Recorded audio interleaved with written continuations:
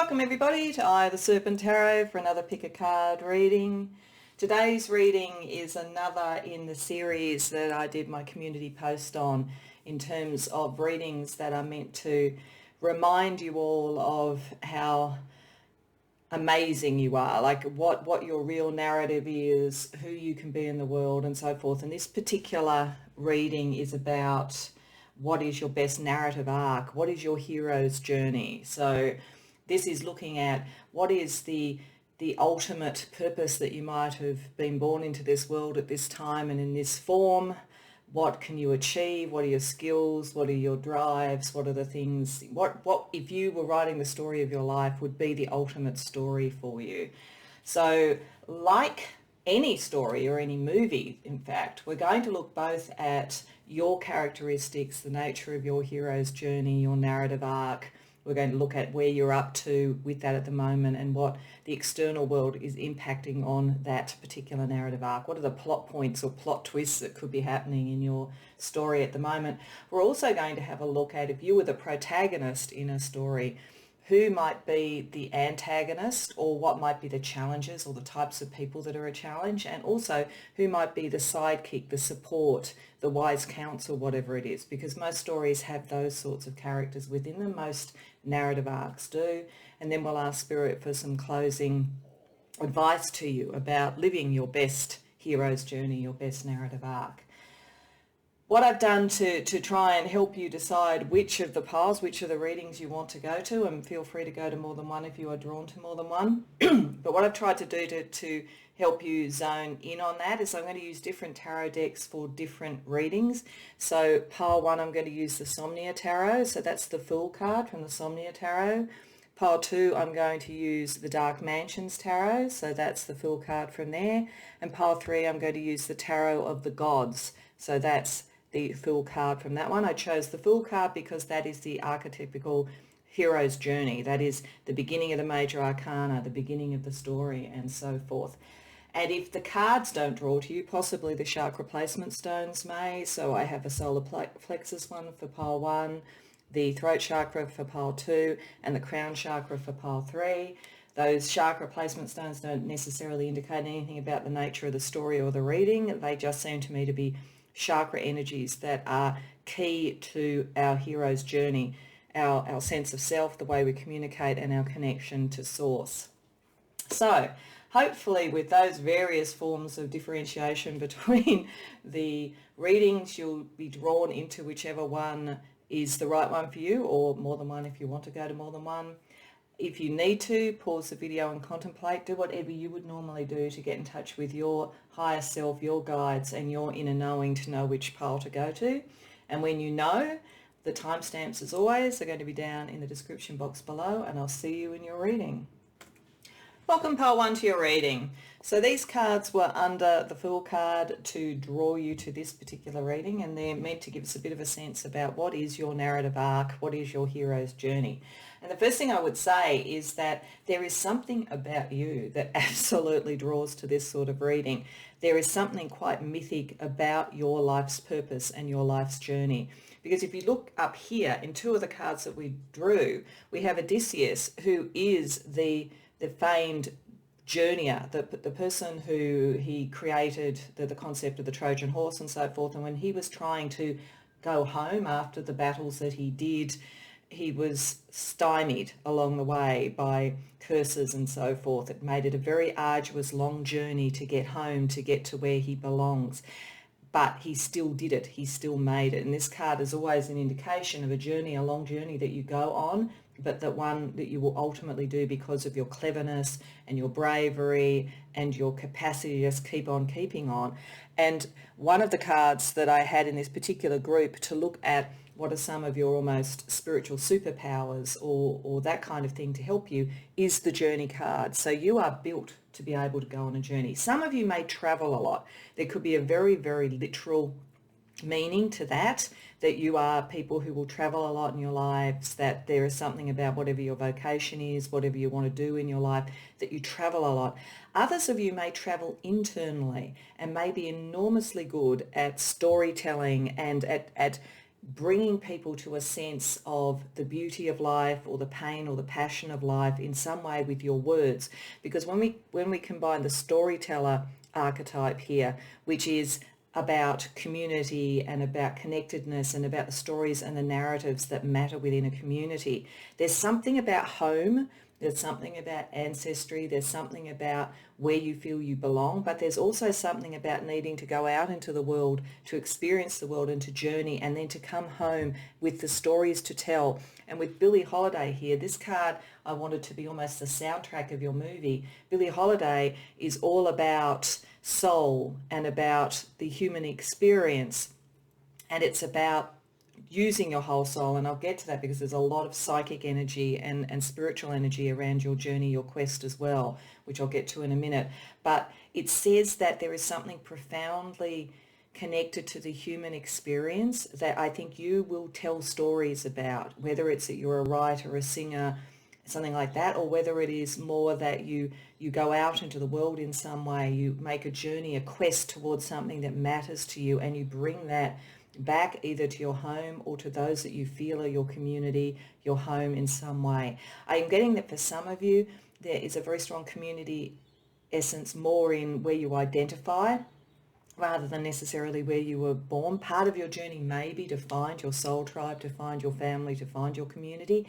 But when you do, you will be very much revered, I think, within that group for someone who has done the journey, who has done the work and can tell the stories and can inspire others. So there is a sense of a endless quest in a way, but it's not one that you can't achieve. It's part of your nature. I think that you're very freedom loving. You are someone who, even when you have found your tribe, will want to go out into the world, will want to take the message out into the world. There's something quite heroic, but also very emotionally resonant about your story arc. So there's travel, internal or external or both, a journey, a quest, and I think you have a sense of it. I think you're someone who probably knew from almost childhood that you needed to expand your horizons in one way or another. I'm actually getting that for some of you, literally in this life, it might be expanding your horizons beyond this world, like literally in things like what they're starting to look at in terms of space travel and so forth. Particularly those of you that are young enough that maybe when you're at the point where you could do that, there is actually going to be that capacity for you to do it, because there's just expanding horizons around you. What there's also is a very deep inner life. And this seems to be about, firstly, a side of you, you're very angelically protected. You're very protected by your spiritual guides that may be ones connected for some of you to your community or to your ancestral line, but they may also just be connected more to the realms in which you travel internally or astrally, because I think that some of you are deeply mystical and do put a layer of that, and some of your knowledge about the journey that you need to go on, the quest that you have, comes from a mystical ability, from understanding and seeing the future. Some of you, your quest will actually be a cause in some way. That cause will have to do with a better outcome for people emotionally and for a better societal outcome that honours the soul, that doesn't get people lost just in the concept of acquiring wealth or things like that. It's about expansion, but not just material expansion. So there's a mystical connection for you. And there's definitely the sense also, again, of ancestry watching over you with the haunted house, or potentially some of you might have mediumistic type of abilities. You might connect very much. You may travel astrally a lot. You may lucid dream. So some of your journeying may be first done in the 5D and then you actually enact it in the 3D. But part of it is to solve a problem or to help people in some way. And you have a high degree of discernment. So one of the reasons why Odysseus was so successful is that he was very, very clever. He understood people. He understood them at a very, and both in terms of communities and otherwise. It was how he was able to deal with the challenges. You will get to the depths of something, both psychically and also forensically, with the detective card coming up there, and you use discernment. So overarching, this narrative says to me someone who, as I say, has a quest or a cause. It has something to do with community, identity, human connection, the soul in some way.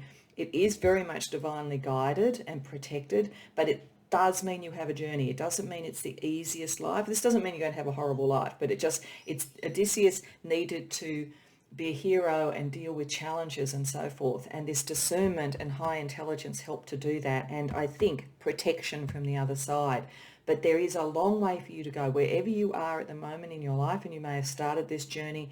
It's sort of like lifelong, but that doesn't mean you don't get victories along the way. It doesn't mean that you don't get achievements along the way. But I feel like every time you reach the top of the mountain, you see from that view the next mountain to go to. So for you, the narrative arc is about the journey, is about the quest. And there may well be an outcome, but then there's another journey after it. It makes me think a little bit of Lord of the Rings. It makes me think a little bit of Frodo, who eventually was able to get rid of the ring, but then had to go on the next journey to where he could then settle and feel at home. Now, I feel for you it's not necessarily as something as epic as that and then you just get to rest. I do feel that this is almost a continual thing, but it doesn't mean that there isn't something quite epic in what you do and how it helps others and the stories. It's like, I do feel for many people who've come to this particular pile, people will talk about you. There's something about you that in fact draws the attention of others, draws the stories of others and so forth. You'll be remembered in some way. People will say that person, this is what they achieved, this is how they took things forward and so forth. Another example of something like that to me is almost a Martin Luther King, this sort of like cause that is divinely, I think, supported, even though there were challenges and ultimately very, very dire challenges for Martin Luther King, but that sense that people talk about that becomes iconic later. So your narrative will be important, at least on some level. People will remember what you do, but that's not even what's driving you. You're not driven by ego, you're not driven by material things, you're driven by the quest for greater and greater connection and soul in one way or another, and for truth. So we need people like you in the world, so I'm very pleased to see these sorts of energies. Let's have a look with the tarot about where you are at the moment on your hero's journey, on your narrative arc.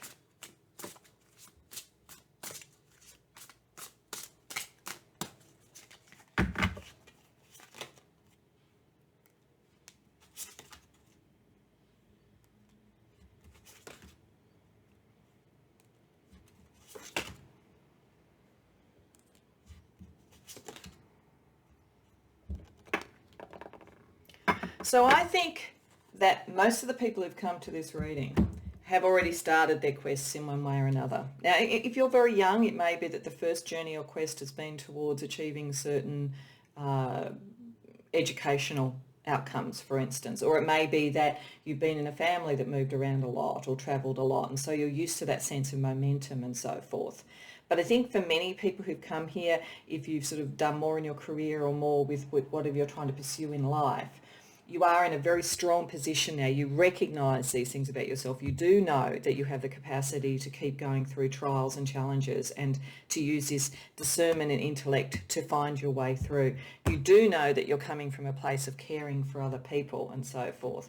And you do have a sense of your kind of spiritual connections as well too. But you know there's more of a journey to come with the Chariot there. So you have strength. You've built a sense of self, but it's just so that you can take the next journey. And it's interesting because right now you have some sort of an idea about what that next step is, and it's not been easily won. It's like whatever the next step that you're doing, whether it's a next career move, whether it's the next creative project you do, whether it's moving from one sort of group of friends or social activities or even a relationship into another, that you know that the idea isn't fully formed yet. You have a sense of peace around the concept that you know the next journey is coming, but you don't fully know yet what it is. And so you're waiting for different information or different perspectives. So remember I said I felt like, it's a bit like Frodo gets rid of the ring and then almost that feels like Frodo going off to rest after that. And I don't think you're at that point. I'm not saying that. But I do think it gets that sense that I think that's how the flow of things go with your narrative arc. You achieve something. You've achieved something or you're very close to it. If you haven't yet, you're very close to achieving something. But that will just open the vista for something new. But it won't be at first fully formed.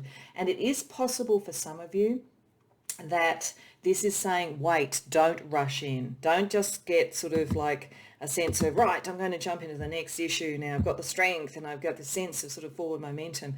Because if you don't wait and think things through and get all the perspectives you need, you may put your energy into a journey, a quest that isn't going to return the same degree of outcome as you might want. I think there's just a little bit of a caution here from Spirit saying this is part of who you are, like ever evolving, ever expanding information, knowledge, ability, breadth, the horizons you have, that's going to keep happening. You don't have to rush into it.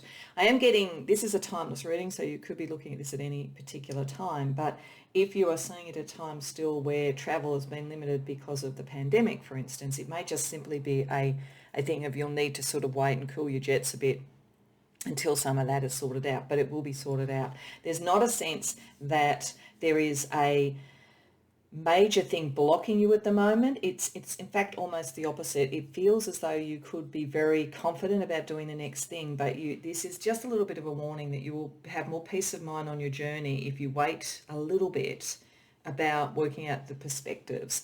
And there could be a little bit of a sacrifice required for the next journey. It may be that you've found a group and a community that you feel very supported in, but you actually need to expand out beyond that, and you need to have a peace of mind about doing that. Because the thing about swords and someone who has things like the detective and discernment, because you're very, very clever, you work very much from your mind, if you aren't entirely committed emotionally, intellectually to what you do, if there's a little bit of a sense of, oh, I don't want to do it, you can actually, because of that degree of manifestation that you can get through your mind, you can actually cruel your own pitch, so to speak. You can actually make it so that in fact it doesn't fully work out and so forth. You need to be reconciled intellectually to the cause and the value to yourself and to others of what you're doing before you go on the journey. And I would say go into your sort of mystical side, pay attention to synchronicities, to dreams, meditate, that kind of thing. Bring that kind of sense of perspective to it.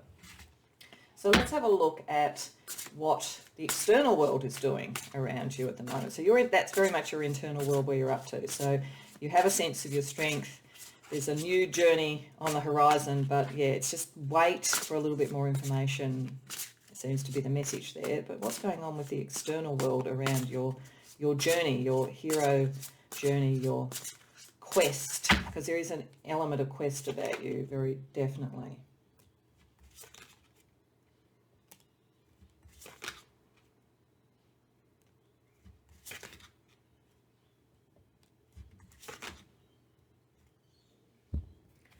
Okay, so this gives us a little bit more information about why it's probably a good idea just to cool your jets and wait a bit, because this looks as though you're leveling up. These cards are if these clarify, if you say to some degree the external world clarifies strength there with the King of Coins, this does suggest for most of you, you have achieved something, or you have a benefactor, or you're about to.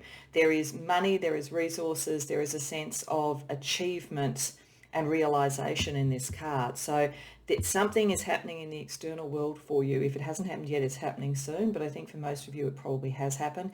You have leveled up on some level. You've completed something. There's the world here, but that's the external world is sort of like saying now you can move to the next level. You recognize that the next journey is coming. Very literally for some of you, it is about traveling the world. It is about maybe going to another country, something like that.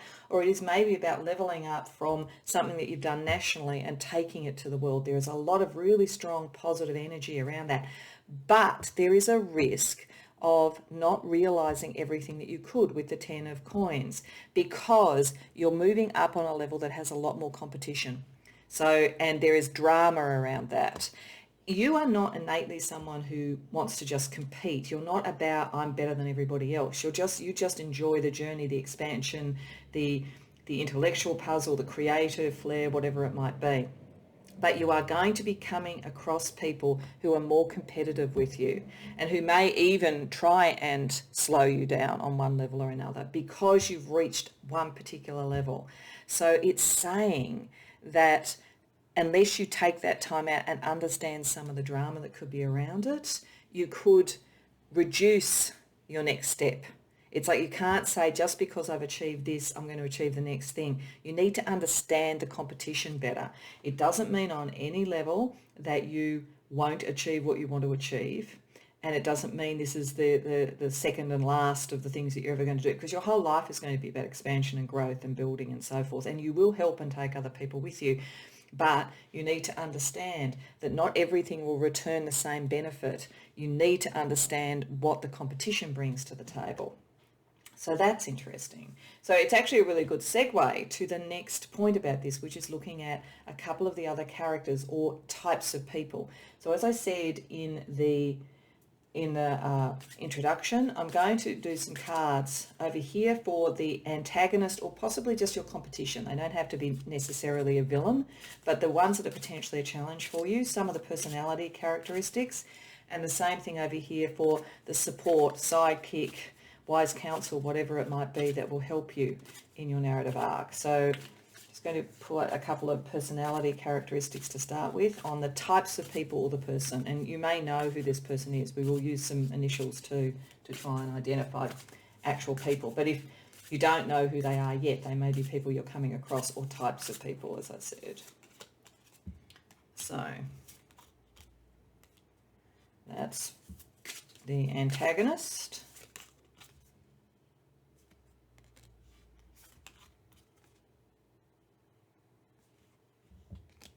Okay, and that's the helper. So firstly, this is interesting. Over here, in terms of an antagonist, I do think it's about a competitor rather than necessarily an enemy. You're not necessarily someone who brings enemies beyond people who are threatened by you, I think. So we have, firstly, they're about size, magnitude. Where do I sit in something? These people want to be bigger than all. They want to be the best. And they're always comparing to others. But they're not dumb. It's not sort of like just a stupid ego thing without something behind it. They do have acumen. They do have acumen, and they have discernment as well. So you need to be aware of that. You have it, so do they. But yours is directed towards how do I expand, how do I grow, how do I make things better. Theirs is directed to how do I get better, how do I prove I'm better, how do I have more, how do I have the biggest house, how do I have the most money, whatever it might be. So there's something about the shift in your life where you're moving from somewhere where your journey was probably more about self-discovery and learning about who you are, and you've achieved that and you've started to get recognition, into a much more competitive environment where a lot of the people are there for different reasons to you in whatever it is that you're doing. So being aware of that is helpful. Over here, the person who helps, really interesting. We have the olfaction, which is sort of sleuthing, working things out, and it's got destructiveness as well too. So I think there's someone, you would think automatically that should sit over this side, but I think what this is saying, particularly since you've got a detective element about you as well too, you have a friend, or you will have a friend or a colleague or a supporter who is also able to find things out and also has a very finely tuned radar for when something is not honest or true. In fact, they might be the one that triggers that side of your personality. It's possible for some of you, it may even be a spirit, a passed on person who's communicating with you spiritually. But I think for many of you, it's going to be a friend who also sees things under the surface and is maybe a little less idealistic than you, because I think for all that you have discernment and this capacity, you are the hero on the hero's journey. This person kind of looks at the world a little bit more cynically, not in a bad way, but looks for where things could be dangerous and will warn you around that. So you've got a friend or a colleague or someone who's like you in some levels, but a little bit more cynical, a little bit more Scorpio compared to maybe your sort of Leo, for instance. And I'm not saying you have to be that sign or they have to be that sign, but it's that kind of feeling around it. Let's get a little bit more information around characteristics of each side.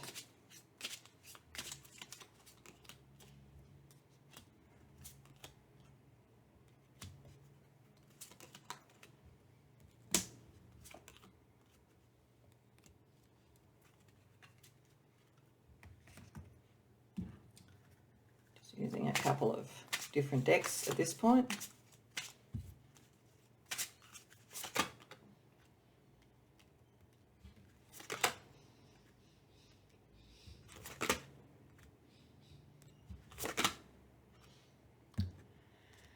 Okay, So over in your competition, a little bit of more information about your competition.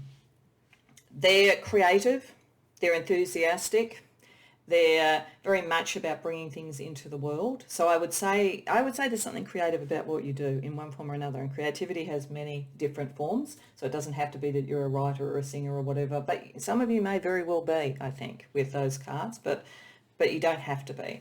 But there's something very creative about them. They may have Cancer type of energy around them. If this is a particular person, it may be that they have Cancer strong in their chart, sun, moon, rising sign, or quite a lot of planets in Cancer. You may or may not be aware of that, but they do come across. They're not a bad person. They are very material, I think, but some of it I think has to do with that they want to look after their family. I'm actually getting that some of them may come from quite entitled and privileged families, and they want to continue with that. It's something they've learnt in the family home. This is what matters, this is what status is about, and so forth.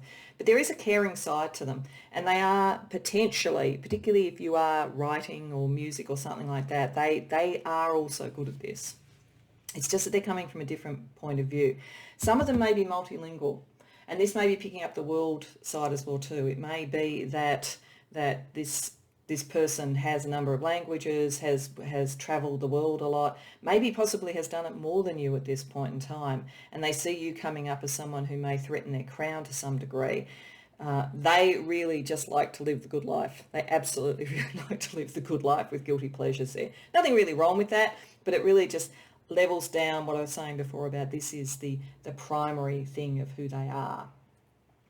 Over here, we've got two signs again about the fact that although this person has this sort of inquisitive, almost cynical side to them, I think they're quite witty, I think they're quite satirical, very on point about people, but you may sometimes think seriously you're a bit judgy, not of you, but of other people. For all of that, they're very faithful to you. This is very much like a sidekick, best friend energy.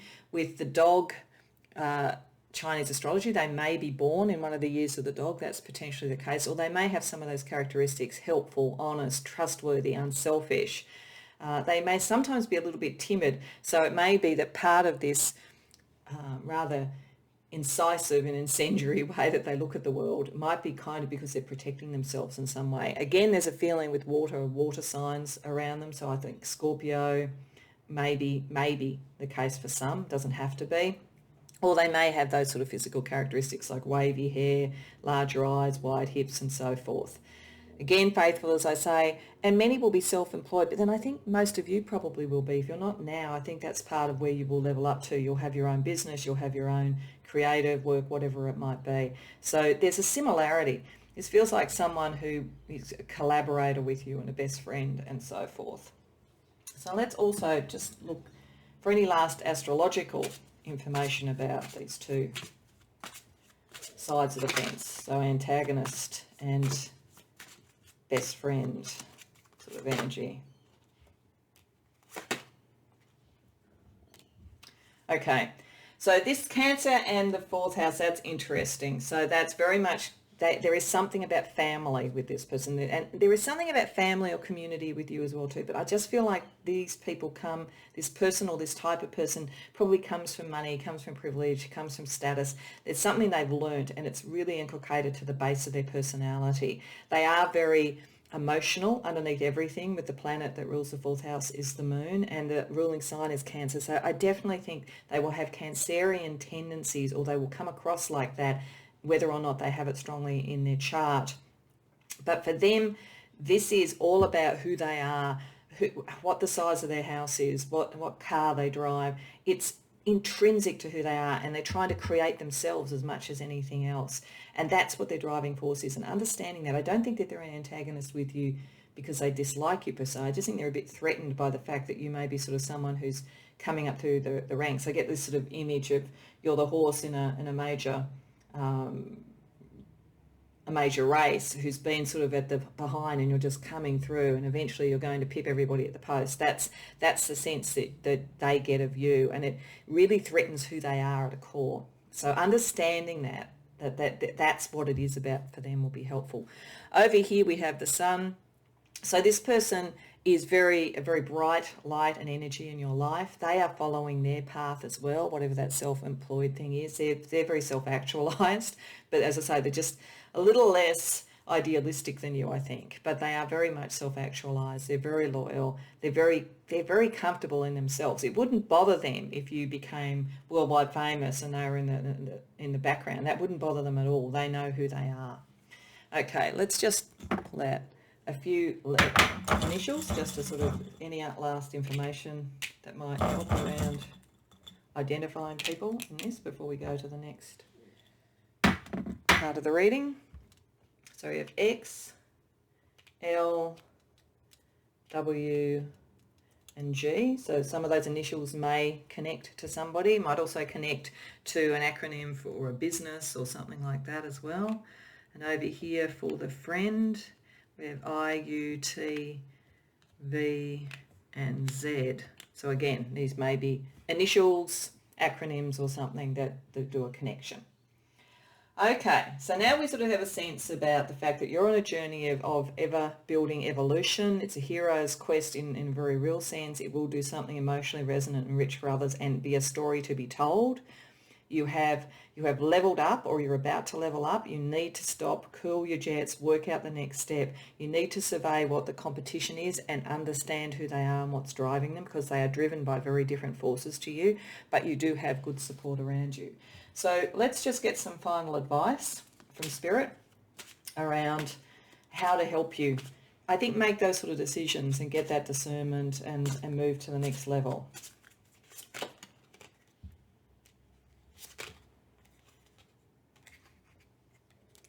Okay, so firstly, it's mostly about peeling away everything that isn't really you. So I think this is picking up this. Do not buy into this particular dynamic. Do not let people start to tell you your worth is based on the same principles that these sorts of people, or this person, if it's a particular person, believes worth is manifest by. This is a journey of evolution to become more and more who you are and to be connected more and more to your community. And remember, you're safe wherever you go in life. You are very protected. We had that feeling right from the beginning. You are meant to travel. You are safe. These are just hiccups along the way. But don't get pulled into their narrative arc or their way of looking at the world. Let's see what the messengers suggest to you.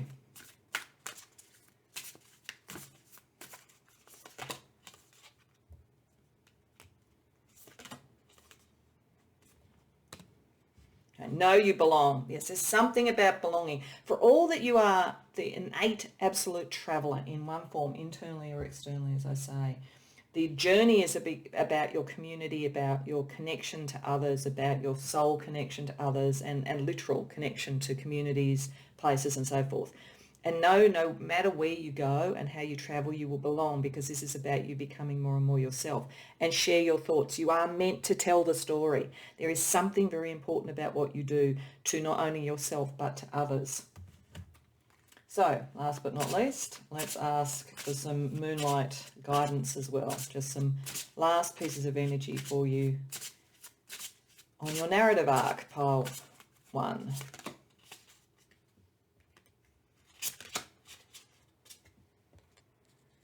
Okay, so we have Isis. So again, we got a very strong goddess there. There is very strong divine protection around you. And she's the goddess of magic and love. So there is something about your narrative arc that is about love that I think is, picking up Billie Holiday as a soundtrack, the soulful sort of sense of things and this sense of community. I think this is about love on a very broad base.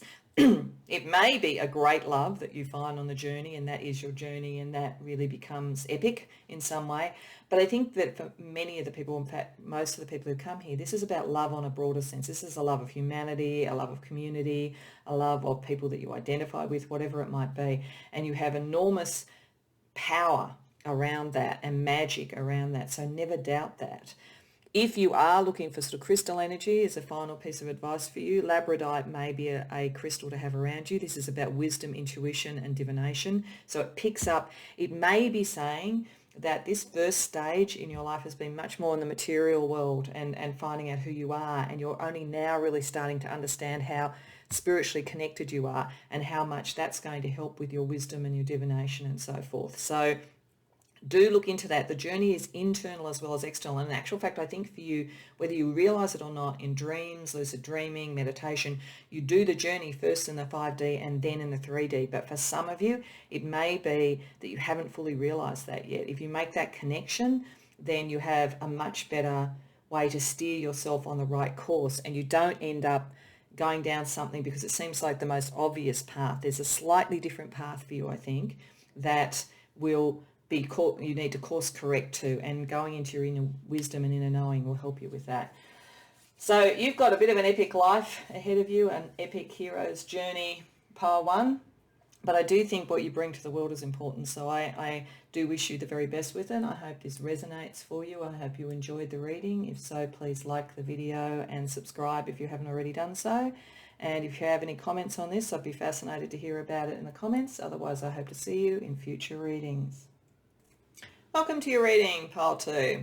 So these cards were under the Fool card that you chose to come to this reading, and they're meant to be a bit of a blueprint of your narrative arc, your hero's journey, and then we'll sort of delve into where you're up to with that and other people involved. So you are a very, very powerful group of people on a number of levels. I think your main narrative arc, your main hero's quest is about power, is about using that in the appropriate way, possibly even for some of you overthrowing more tyrannical ways of having power in whatever form that might be, politically, within a workplace, within your family, whatever it might be. The reason I'm saying that is we've got both Zeus and the king archetype there. So Zeus, of course, was the ultimate father god. You don't have to be male. This is not about gender. This is about energy. And the story of Zeus was that he was saved by his mother Rhea because her husband liked to swallow the children every time they were born because he did not want to be overtaken by his progeny. And so what she did was she took a stone and wrapped that up in swaddling clothes, and Kronos then swallowed that thinking it was Zeus, but Zeus was then able to grow up and eventually take over. So there is an underlying sense of this card about the power in the world in one form or another at whatever level that is, and about being able to ascend to deal with that and to bring down tyranny and so forth. And sometimes needing to do it in a subtle way or be hidden for a while. And so that sort of energy is probably something you will build into in your life. You are meant to assume a position of power, authority in some way, or help change, and I think maybe be a peacemaker in the process of doing it. So I do think many of you that come to this may be in a political or organisational frame, but it could be anything in life. It doesn't have to be necessarily the political structures of the world. It could be within a community, within a family, anything like that. And there is a lot of soul and caring in what you do. There's a sense in this archetype I always feel with this king card of a caring king, of one who actually has the best interests of his subjects at heart. And with Ella Fitzgerald as the soundtrack to your narrative arc, there is soul here. There is about getting things in a sort of hard one, learning your own way, standing in your own truth sort of energy to what she has as well too, and to really connecting in to intuition. And you're very, very sort of psychically dialed in. There's a sense of magic and manifestation around you. You're connected. There's a divine purpose to what you are doing, whatever you are going to bring in. And it's going to be important, in fact, to always connect back to that, to connect back to the heart, because you are going to be in a world where it's a lot about politics in one form or another. As I say, it could just be organisational politics or family politics or friendship circle politics. It doesn't have to be the big stage, but some of you, I think, will be on the big stage. So you will have that world and you will be drawn into it a lot and trying to bring peace into that. But you do need to connect back into your heart and into a sacred vision, because Zeus could, become an interesting character as well. If you want to stay in this king energy that is caring, which I think is what you really are, you need to connect to that. You have a natural ability to do it with the Veil Walker. There is a wisdom to that. The Veil Walker is like one of the manifestations of the crone. It doesn't mean that you're old, though some of you may be more advanced in years. Nothing wrong with that. You may still have a very big purpose left in your narrative arc, or you may already have achieved a lot of power and you're having to bring that wisdom and keep that balance if that's the case. But the Veil Walker also moves between the dimensions. and has that sense of connection back to their magic. You're a very old soul. You're not coming from a low base with this. So your hero's journey is about being a leader in some way, about being a peacemaker in some way, and about reconnecting power structures or the way that things are done back to the heart. That suggests to me, and it'll be interesting to see as we go through this, that you may have quite a bit of conflict that you have to deal with. Many other people who want to be on the throne, many other people who want to take things in directions that you know within your heart and within your connection to the divine is not right. There is also here a bit of a warning about understanding your power but not misusing it.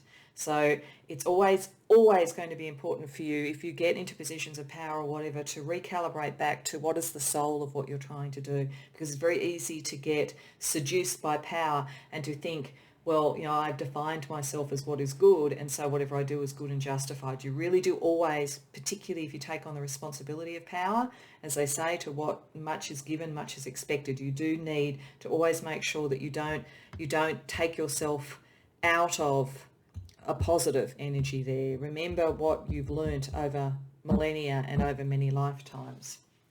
So, very interesting. Let's have a look at where you're up to at the moment in your particular narrative arc using the tarot.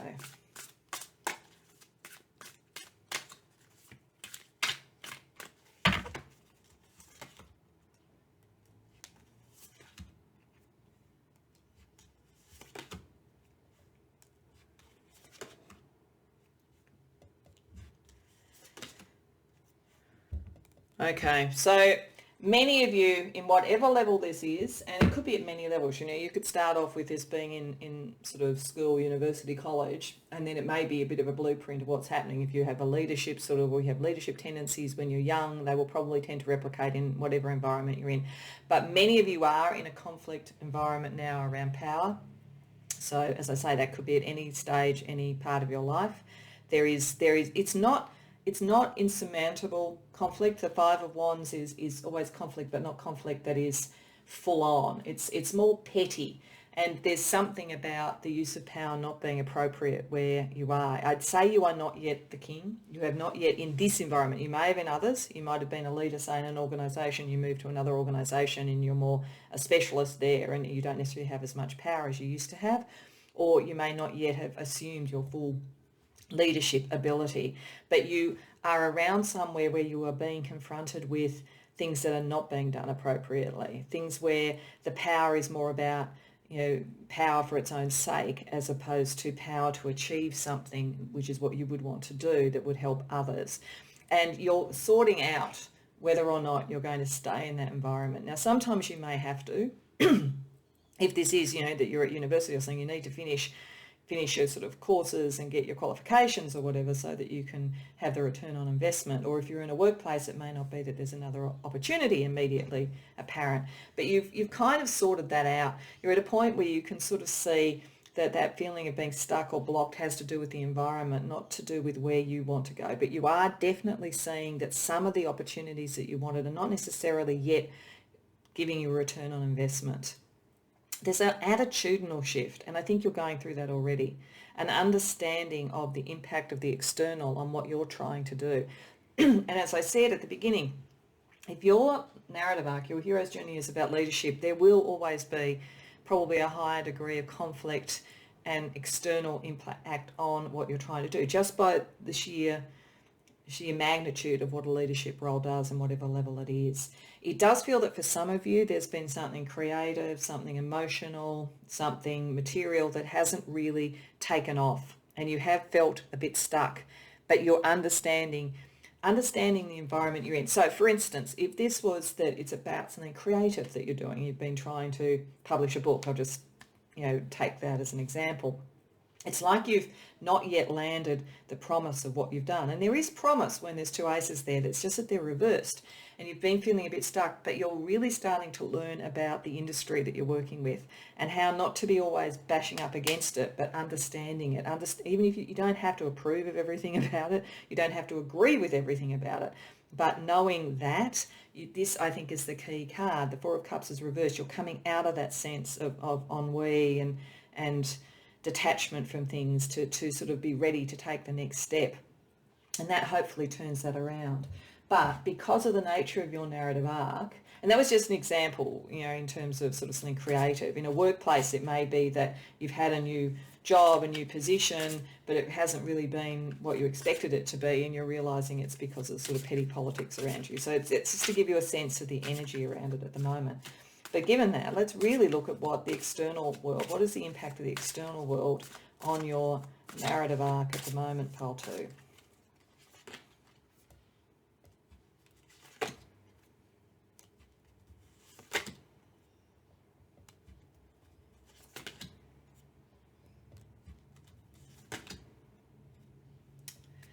Okay. So, yeah, I do think that most of you have come to a realisation that you're in the wrong place at the moment, or something that you've been putting your energy into is not going to take you where you are meant to go. And you are meant to be in a leadership position or a leadership role in some way. You have something very important to bring to the table, and it's very emotionally and spiritually resonant, but you're not in the right place or the right situation at the moment for whatever reason. But the pain of that, the pain of the emotional disappointment of that, you know, has already started to leach out. It's like, I think you've had an aha moment. That's why. It's like, I think leading up to that aha moment, you thought all that you needed was to have your sort of like creative and sort of political or sort of moral, ethical vision, you know, and your connection to everything and the soul that you bring to things, and that will bring things about, and then you will be successful with it. But you've started to realise that, as I said, for someone like you, there is a lot of pushback that will always happen with someone who is in leadership, sort of leadership in whatever it is that you're doing. And I think you've had the aha moment. The impact of the external world to hurt you is much lesser now, because you can liberate yourself from some of the material aspects of it as well too. And I also think that if this is about being in a workplace that isn't working out for you, in the not too distant future, if it hasn't happened already, you are going to get an opportunity that allows you to move out of feeling stuck. This feeling of being stuck is starting to lift now. There are opportunities for liberation coming to you. It's somewhere. You're going to have to think about doing things differently in some way. With the Eight of Pentacles reversed, it's suggesting to me that you developed a lot of skills, qualifications, whatever it might be. But the thing that will liberate you is something that's a little bit left afield of that. So if you were, and this is just an example, if you were someone who had, you know, great IT technological qualifications, it might be that adding in something that's more of the heart and creative to that, you know, like doing, you know, video games, for instance, using the IT knowledge, but also that something a little bit left of centre that is not just about the traditional qualifications that you got. So liberating yourself from only one trajectory, only one way to be the leader, only one way to be the innovator and new and take things forward is going to help you. There's like an aha moment around all that. This has a feeling actually of someone who had really believed in the system in some way, in their education, whatever it might be, and you've come to realise that will actually, if you only followed that, there's nothing wrong with the qualifications that you've got or anything like that, they're all good. But if you only followed that trajectory, you are limiting yourself far too much. You are meant for something much bigger. And that requires you to move almost outside of what everybody else does. It's like a feeling of moving away from listening to authority figures, teachers or whatever. You're meant to be ultimately probably a teacher. You're meant to be someone who brings something new to the table. So it's got that sort of sense of the concept of the master and the student eventually is greater than the master. There's something there for you. There's stepping into understanding that about yourself and not giving up, not feeling like, well, you know, that's, you know, if I'm hitting this brick wall because of the environment, that's just what the world's like and I'm not going to be able to make it. You do have a purpose. You do have a hero's quest here, and keeping on doing it, but doing it on your own, not relying on others, not relying on the wisdom of others, not relying on the money of others, relying on yourself, because you will exceed beyond this emperor. You will. And so if you are listening to authority figures, teachers or whatever, and constraining yourself by that all that does is it keeps you stuck in this sort of energy. If you start to move out of that and realise that you're going to bring something new, then you're going to really start to get somewhere. But I do think that you've realised this. I do. And I think some of that's got to do with that sort of spiritual connection that you have and the soul that you have that you bring to things, because it's out of step with the conventional structures that you're in whatever form that is. So that doesn't mean you suddenly just walk out of your job tomorrow, because that may not be financially viable. You always need to make sure that you think about those things, you get the advice you need and everything. Never do something that preemptive just from a tarot reading, obviously. But understanding that you have more to bring to the table than the people who are assessing you, I guess that's what I'm saying, is really key. So talking about other people, let's have a look. What I want to do is I want to look at some characteristics of what might be the antagonist or the challenge in your life, which could just be, in fact, people who are formerly authority figures or teachers of yours. Would be interesting to see. Doesn't mean you necessarily have major enemies in your life, though for someone like you may well come across that to some extent, I think. But we'll look at that as though it was the antagonist energy or type in your narrative. And then also over here we'll have the sidekick, friend, support type. I'll start off with a couple of personality characteristics for the type of people that fall into either side of that category for you.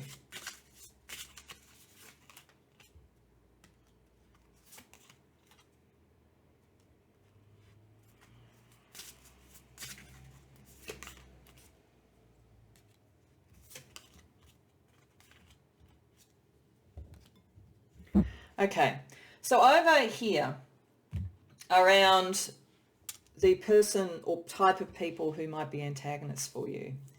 These people actually have a very strong sense of time. They understand synchronicity. Some of them may well have sort of spiritual connections as well, to be frank, but they're always in a hurry. They always just want to get on to the next thing. In fact, I'm feeling, looking at that energy over there, because I think that reversed emperor very much fits this. They're the sort of person in an organisation, a leader in an organisation that just wants to keep churning through things as fast as possible. They don't consider the implications, the consequences of things. They just get on with it because they have a huge appetite here, almost gluttonous, to achieve, to have more power, to do that sort of thing. These people like to make decisions quickly. They like to just keep things moving. They're not particularly interested in reviewing things or seeing whether they worked or making them better. They just more is the energy around them. Your friend, sidekick, etc., is someone who has high self-esteem. I suspect that would be necessary for someone like you. It's either got to be someone who is self-actualized and also a leader, or someone who doesn't need to be the leader, is happy within themselves. So they have a high degree of self-esteem. Some people might think they're arrogant or egotistical sometimes, particularly if it is another person who's like a leader as well, but in a slightly different organisation or a slightly different thing, so you're meeting as equals. People may see you as being arrogant sometimes as well too. It just comes with being a leader. Don't be too concerned about that. But it really is just about self-esteem, and they have that.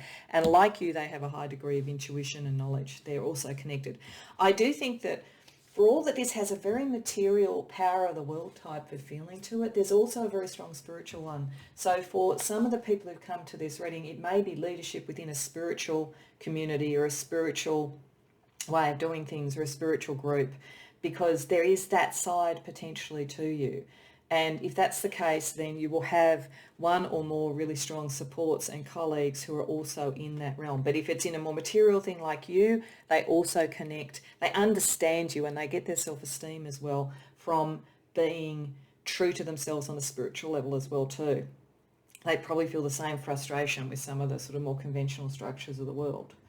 Okay, so let's have a look at some other personality characteristics that might identify either of these people or types of people in your hero's journey, your narrative arc file too.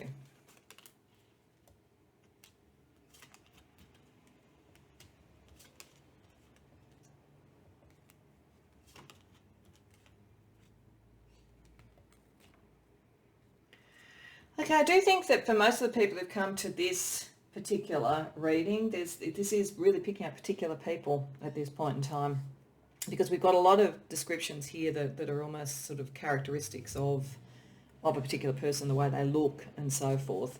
So over here around what might be your current antagonist, your current competitor, or even the person who used to be your boss or your teacher or something, and I think that might be the case for some of you. We've got wood, so olive skin, athletic, great health, green eyes. So this may help you identify the person. It doesn't have to have these things. If that's not the case, there's a sense of earthiness around this person. They are very earthy. They want the material things in life. They may be born in the year of the rabbit, so the years are there if you know the year that they were born.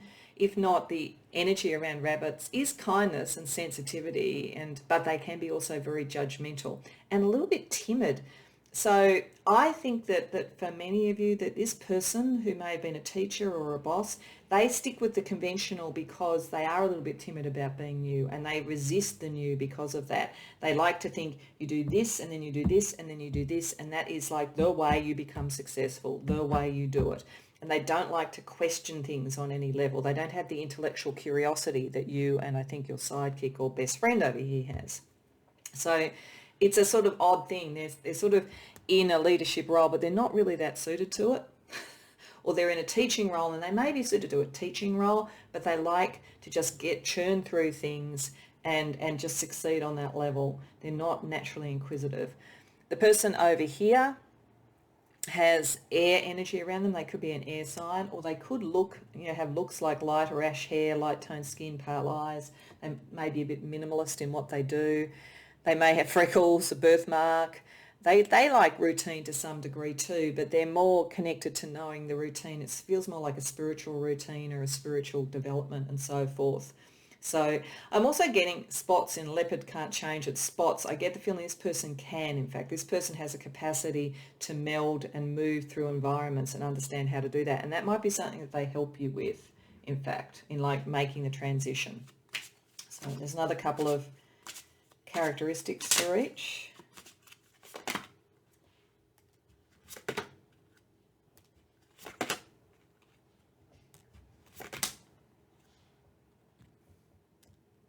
Okay, so something happened in the development of this person, I would say. I don't think that for most of you, they're going to be an adolescent. It actually feels like someone who's a bit older than you, to be frank, or somebody who's a little bit further along the line and you're going to eclipse.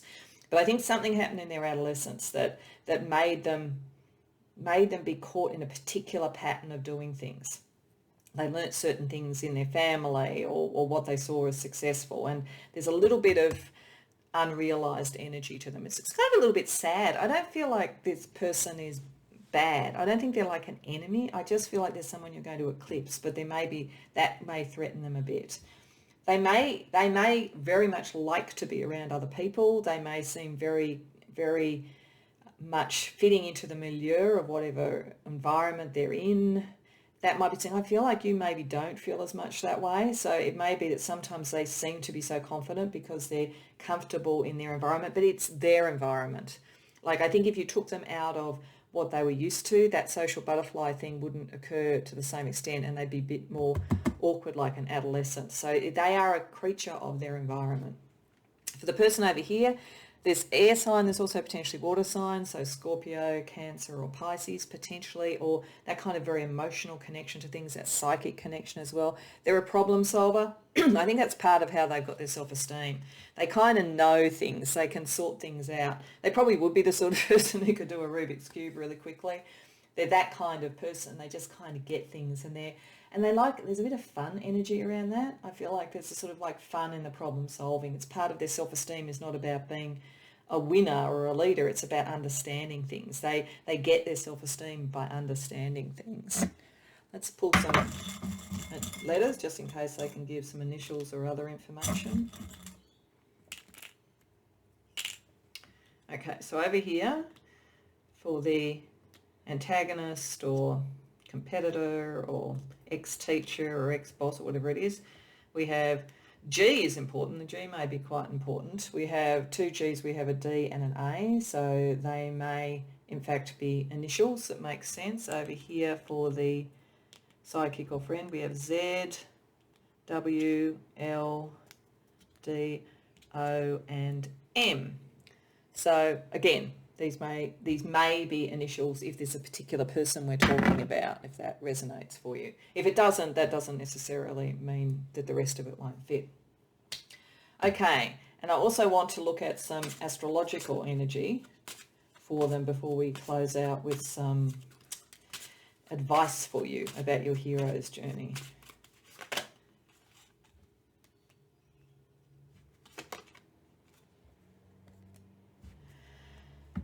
Okay, so the antagonist side of things, 7th house, relationships are very important.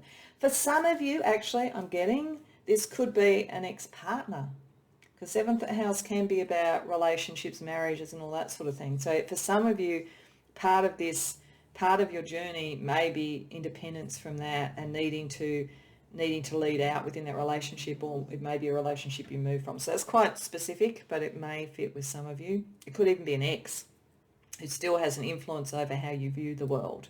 But for others, they're very conventional. Like I have this sense of everything is conventional and you're not. That's the issue. Interestingly enough, the ruling sign of that is Libra, and then we have Libra over here.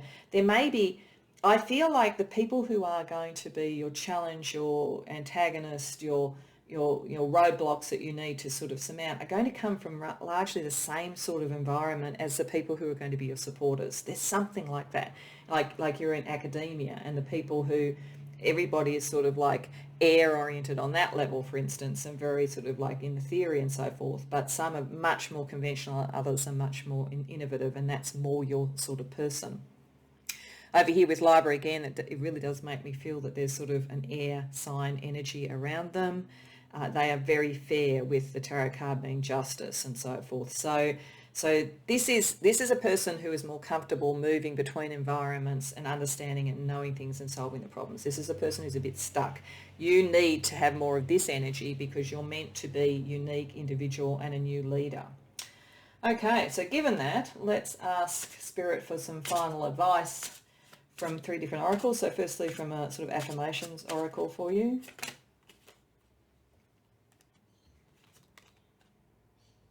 Okay, so this is really doubling down on this energy. When you stop being quote unquote normal, you see how amazing you are. So yes, you have, I think that's where you are at the moment. You're starting to realize what you could be, but that is going to mean you need to shift out of some of what you've been following and doing. You don't have to fit in. You won't stay here forever. So you are on the beginning of a journey towards really self-actualizing who you are, but some of that is about that aha moment, that it's not just about following the footsteps of others, it's about your own journey. Let's see what the messengers want to tell you.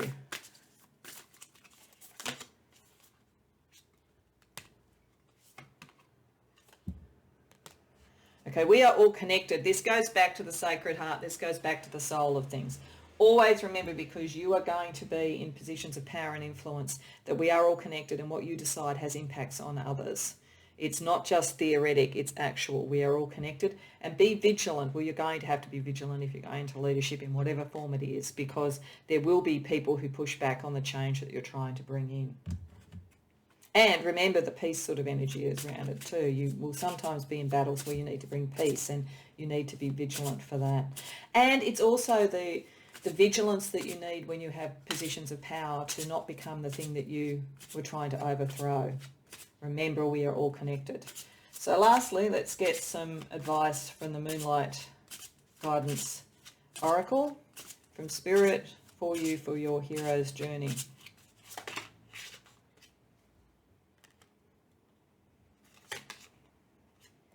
Okay, so firstly, you are, and that's right, you are. This is the thing. A leader needs to understand who they are. You are. Embrace the magic of your being. Remember, you have magic right at the beginning. There is something very magical about you. That's why you're going to become a leader. That's why you're meant to do this. But you need to acknowledge that in yourself, that you are beyond and above the things that you have just been learning and the conventions that you've fitted into to date. It may be helpful to have Moonstone around you. Moonstone helps with intuition. It is the divine feminine, which is probably good with the King and Zeus energy here of balancing that off. There's almost a kind of divine masculine feeling about you. This doesn't have anything to do with your gender. This is just that sort of energy. So it helps balance that off and bring in the heart that is over here. And moon magic. So that may also be part of your magic, might be connected to the lunar cycles. So there's a big life for you, I think, Pile 2, really interesting one, but it really is a journey of discovery on what is unique about you, because you're meant to lead out. You're not meant to do what is conventional. I hope that this resonated for you. I hope you enjoyed the reading. If so, please like the video and subscribe. And if you have any comments on it, I'd be really interested to hear about it in the comments. Otherwise, I hope to see you in future readings. Welcome, Pile 3, to your reading. So these cards were under the Fool card and the Tarot that brought you to this reading, and they're meant to give me a bit of a blueprint about what your narrative arc, your hero's journey is. And you're an interesting person, I have to say. You are someone who must, in this life, if you were to be fully fulfilled, do the work that you love. So the first message I'm getting very strongly here is if you are in work at the moment or you're pursuing studies at the moment that aren't what you love, then make sure to find a space, whether it's as a hobby or something like that, to do what you love, because eventually that is where your narrative arc is going. You will eventually, you're meant to be doing something that you love, that comes from the heart, and you will be protected to do that. But I am getting that for some of you, it may not be practical at the moment to do it as a full-time thing, but it's like a vocation that you can develop over time. For others of you, if you have that freedom at that moment, if you have that luxury at the moment, then that is what you should be focusing on. That it's like that maxim that, you know, do a job that you love and you'll never work a day in your life. You will actually work hard. With Hephaestus there, part of this, you are here for a purpose. You are here to get something done. You are here to do what you have a grand passion for. You are not just here to have a good time or be entertained or just have a human experience. There's something very serious about what you do.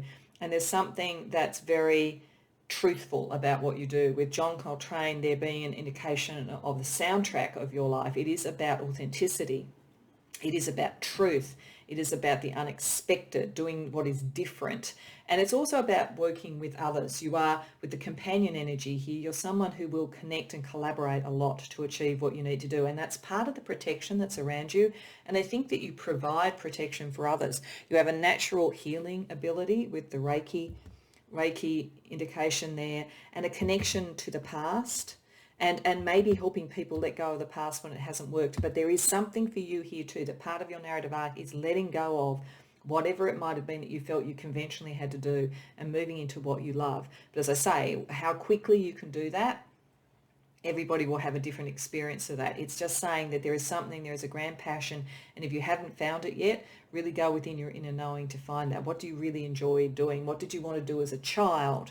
You know, and then think about the decisions that you are making to help you move towards that, because that's what you're meant to be doing. You're meant to be working very hard, and there's a very strong healing connection around it, but also an artisan type of feeling around it, creating something in some way. And it doesn't have to be traditional creativity, it just has to be something that you love and you have a passion for and that you have a unique perspective of, but you can connect with others to do. Because there's something also about love associated with this. It's not just love of what you do. It may be that your ultimate partner is a divine counterpart, and they will help you find what it is that you're meant to do and what you love to do, and working with them is in fact the grand passion, and that's fine if that's the case. But otherwise, there may be something in what you do, whether it's that you work in therapy in some way, or you work in sort of relationship counselling, or whether you work in writing, singing, something like that, that has a romantic connection, and it's about healing romantic or other connections in some way, and about understanding the forces of attraction. You will understand once you really start to do what it is that you love to do, if you haven't already done it, you will find that you are kind of a natural manifester, that the law of attraction works very well for you, but it will only really work for you when you are doing what you love. It doesn't mean that if you have a day job that you couldn't be paying the bills, but it's not going to draw as much in for you. If you are going to become wealthy, abundant, all of those sort of things, it will be connected to something that you love. It will be connected to something of the heart. It will be connected to something that heals and works with others and is new. You are meant to help people. Lilith is a very interesting archetype to come up. She has been demonized, but if we think about her simply as almost the original woman, that sort of sense of what has been denied in relationships, power, the female power, the divine feminine when it is suppressed in some way, to have that archetype with romance and with attraction and Reiki, I do think for many of you there's something around that dynamic, around healing the illegitimate side of patriarchal sort of energy, for instance, that kind of thing, of establishing the importance of that sort of passion and that sort of divine energy, the divine feminine energy, I think will connect. If you are someone who wants to do music or creativity, you'll be exceptionally good at it, particularly if you really go into the depths of that and you understand people in some way. But there is something here about your grand passion and work, protecting, helping and healing others around relationship patterns that are very primal, very depth psychology sort of energy. Okay, so let's have a look with tarot about where you're at the moment in this hero's journey, in this narrative arc.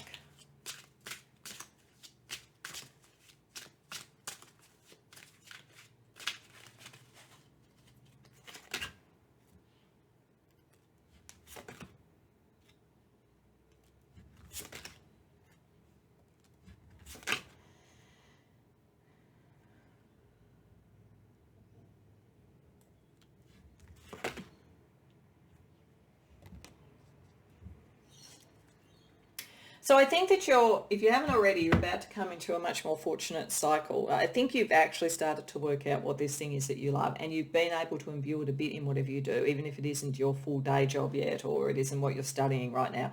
There has been a sort of sense of understanding the importance of that and the law of attraction and so forth. And it is something that you are working at with the Knight of Pentacles. You're very loyal to it. This is the thing. The Hephaestus energy and the Knight of Pentacles energy is very similar energy. Once you have a cause, you will stick at it and you will do the work. And it is very much showing that you will do that. For some of you, you may either be about to or have recently left something that wasn't working, a relationship that wasn't working, a workplace that wasn't working, study that wasn't working, something like that, because of a very strong calling from your sort of spiritual side. And maybe for some, a feeling that there were secrets that weren't necessarily clear, and you like clarity and you like honesty.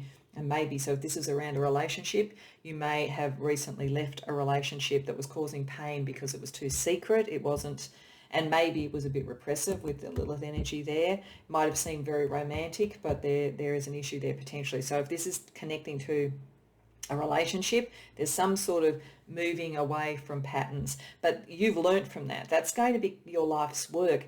And I think for many of you, there is something in whatever you do with this passion that you follow, it's going to help other people heal from that energy and to really understand what's going on under the surface. With the moon there too, I think that picks up a highly psychic sort of energy around this.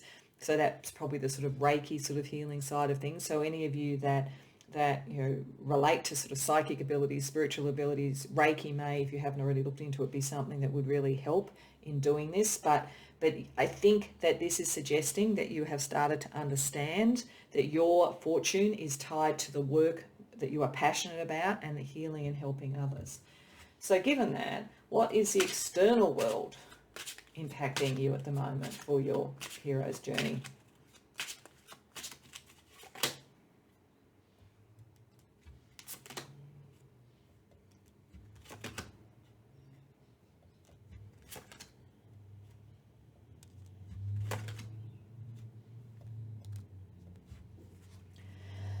Okay, I think if it hasn't already happened, you've got a job offer, or you're getting qualifications and moving out into a career or something like that is coming in or has just come in.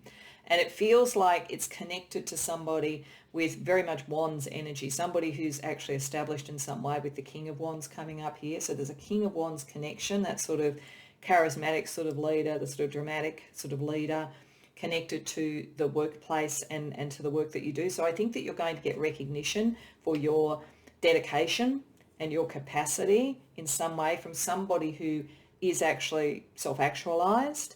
They are possibly slow to make that decision, but once they've made the decision, they've made the decision. So I feel as though maybe you've been proving yourself to someone, whether it could be a teacher, it could be a boss, it could be anything. But I feel as though if it hasn't happened already, it's going to happen.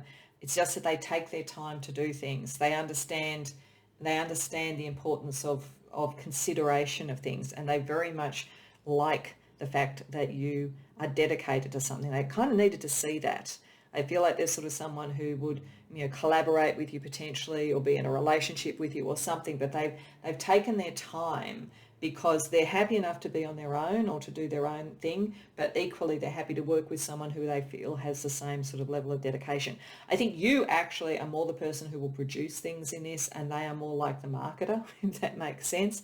but they work hard as well, and they recognize that in you. And there's definitely some sort of material blessing, offering, chance coming out of that. So if you have felt disappointed, or you felt that you had to leave something, or you felt that you want to leave something, then there's something new coming in externally that I think positions you very strongly with the Queen of Pentacles energy there to stand firm, to make money, to be abundant, to bring in the law of attraction, all of those sort of things, and to be able to understand how to quickly make the decisions you need to make to move it on. I think that once this person, if they haven't already, comes into your environment, whether it's a relationship or whether it's a potential collaborator or a potential boss, you will make that decision quite quickly because you understand the capacity of this to start to manifest what you want to manifest.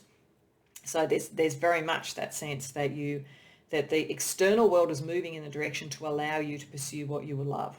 So there are things that are going to come in, and you are going to need to make a decision quickly about it. But I don't think that you will have a problem with that, because I think you will see the value of it, and you understand. As I say, you've already started to understand the importance of doing what matters to you. So I think that's very, very promising. So given that, let's have a look in any narrative arc around challenges or antagonists and sidekicks, supporters, or whatever. So we're just going to look at both the sides. We're going to look at the challenger over here and the supporter over here for personality. So this may be particular people, or it might be types of people in your narrative arc you come across. So firstly, let's have a look at some personal characteristics of either side of the fence for you.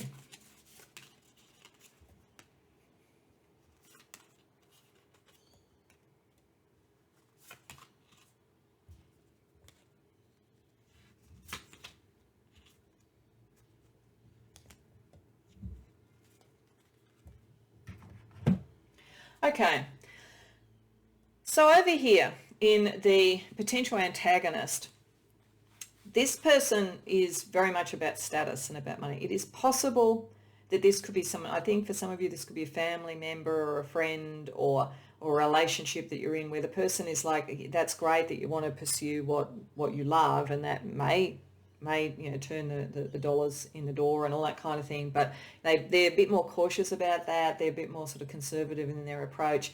For them, success is about how much they've achieved, how much money they have, that kind of thing. I feel like this, we'll see what else comes out of it, that this is more like someone who is in your friendship circle or relationship circle who is really almost trying to push you towards being more conventional. They are not necessarily the sort of person who would jump into doing what they love or they have a passion to do because they're not sure whether it will bring in the material outcome. So it feels like the antagonist pressure for you at the moment is not a competitor. It's just someone who basically doesn't have the courage that you have. Courage is a big part of the person over here that might support you, but they may be someone who argues with you quite a bit. This is interesting. I feel like your best support and your best friend in all of this is always ready to take on a fight. So they're kind of the absolute opposite of this person. It's almost like if you had two friends, actually. One would be kind of going, oh, be careful, you got to pay the rent and all that. And all that is important. I'm not saying to anybody sort of like jump into something without knowing they can pay their rent. But they're people who feel like they're more conventional path, and the kind of the toys that you have at the end signify how much you won. This person over here is more, no, get out there and fight, be who you want. And they're prepared to do that. I think they become someone who you want to imitate potentially, or you want to emulate, because you see in them that kind of courage. So they feel like they're almost a friend and a supporter, but their way that they are that is that they show that, the battle of being who you are is the thing that matters. Whereas the person over here is almost like a template from your family or from your schooling or something, which is no, take it slow and steady and do the conventional thing, and like you're a success if you have lots of money and so forth. So let's have a look what other information we have around that for you.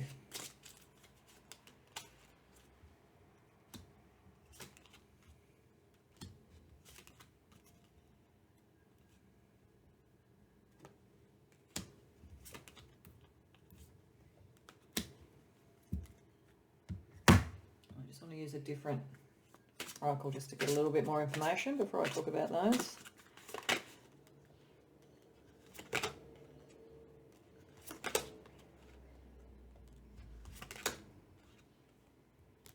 Okay. So this also makes me feel like we're talking about two kinds of friends or potential collaborators or whatever, rather than sort of somebody who's an enemy. This person over here has wisdom. What they're saying is not unreasonable for them, I think. They are very practical, analytical, modest. They like things structured. They like everything in the right place at the right time, and that makes them feel wise and centered and so forth. So they're following what they should be following. But if they're trying to tell you to do that, that's the one bit where it's out of sync. So because that's not really what your hero's journey, your narrative arc is about. But they do really admire your sort of stick-at-itness and your preparedness to work, because I think that they would do it too, but it's driven from a different thing. It's driven from wanting that really strong structured life around them, because they are cautious. They may be in their 30s, so they're really starting to establish who they are. If you think it, and if they're not actually in their 30s, think about what the 30s is about generally. The 20s tends to be about a little bit of experimentation and finding out what sort of fits for you. The 30s is about consolidation. The 40s is about sort of the growth and really starting to manifest in the world, whatever you're going to be. So this suggests that they're people who are really starting to consolidate, and that's what they are focusing on. They may have light hair. Person over here, I don't think that they are plastic. I don't think that they are sort of someone who's not real, but I think that they have a really fine eye for that. I think they would combat anything that they thought was fake. They would combat anything that they think looks too perfect. I think that's the energy there, because it's there with the combativeness. So they may argue quite a bit with this person over here. This feels like friends or people within a workplace or something. And these people over there think that's all a bit fake, because they are the natural warrior. But in actual fact, these people aren't fake, they're just different. But you do kind of admire, I think, that sort of preparedness to sort of call out where something doesn't fit in some way. They may come from South America or have connections to South America in some way, ancestry. They may travel there a lot. They might like the culture and so forth around that. It might help identify the person. Some of their combativeness comes from being into sports, fitness and all that kind of thing. They're competitive. They're a competitive person, very intelligent, very smart, really see through things, and are prepared to have the battle. And that's why I think, interestingly enough, I think that you would like to emulate them to some degree, to take this step out into what you love. But in a way, they want to emulate you as well too, because I think they haven't yet found what their thing is. They're just kind of like a bit of the eternal battler. They kind of like, kind of push up against things. So I think you represent to them someone who knows really who you are and what you want to do and what you love. And they would like to find that. They've yet to find that for themselves, I think. For you, they represent that preparedness to just go out there and fight and compete and be who you are. So let's have a look at an astrological energy around each of these sides. Okay, all right. So what I'm going to do here, I'll have a look at the planets around there just to get a little bit more energy around the actual transit. The 10th house, yes, these people are very, very career-oriented, very conventional, very Capricornian and Virgoan, earthy, all that kind of thing. Things must have a material outcome for them. And again, it's not bad. There's nothing bad about this. But if you were to walk out of a job because, that was, paying you, say, a 6-figure salary, to go into something else that's going to pay you, say, a 5-figure salary, they're not going to understand it. But that may, in fact, be the thing that eventually takes you a 7-figure salary when you've really done what you love. They are always about what's the next step, what's the next promotion, like do the conventional sort of things. It's just who they are. Whereas this person is all about the battle with the square, because the square is a transit or an aspect, it's not a transit, it's an aspect of tension, of battling in a way, energies battling. So I'm just going to use the Astro Dice just to get a little bit more information about the two planets that might be involved in the square. So we have Venus, there, Venus and Mars. Oh, Venus and Mars, okay. This person, it's interesting that, underneath all of this we had the Lilith energy and their law of attraction or whatever. This person is a little bit combative in their romantic relationships, a little bit sort of unconventional and all of that.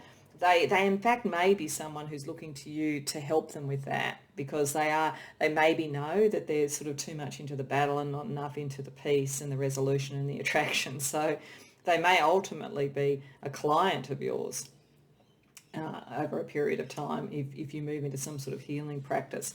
But they're all about the battle, and this person's all about the money.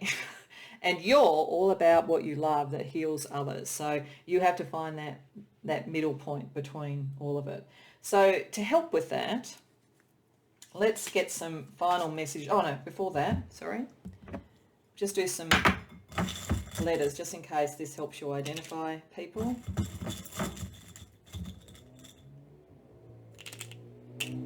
Okay, so over here we have J, so it could be a John or a Jack, L, V, M and D. So those initials may resonate. They don't have to, but they may. Over here we have O, K, okay, N, G and C. So again, that may be initials. It might also be okay. This person might battle, but ultimately they're okay with everybody, really. The battle is just half the fun to them. It's not that they're really combative just for the sake of it. All right, now let's get Spirit's last advice to you with 3 different oracles. Firstly, an affirmation oracle to help you with your search to do what it is that you truly love, so that you really can dedicate yourself to the thing that is your grand passion.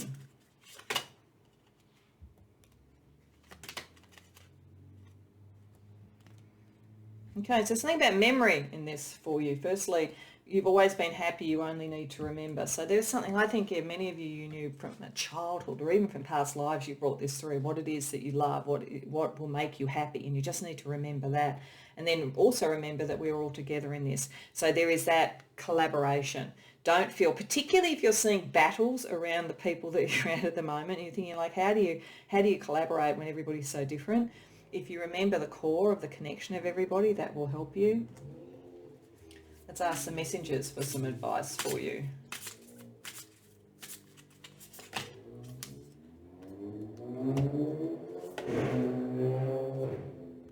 Embrace the dark. Yeah, so the Lilith energy. There's something in what you love which will go to the depths and will go to the darker side of things, the shadow of things. But that is not anything to be fearful of. That is something that's true to you and that you are more than adept at dealing with. And see yourself in nature. Yes, what is natural? What is this thing we call life? There's something in that. And some of you, what you love may be literally working in nature in some way. So that may be a message for some of you. So to close that, I'm going to use the Moonlight Guidance Oracle just to see if there's any last advice from Spirit for you at this stage of your hero's journey, Pile 3.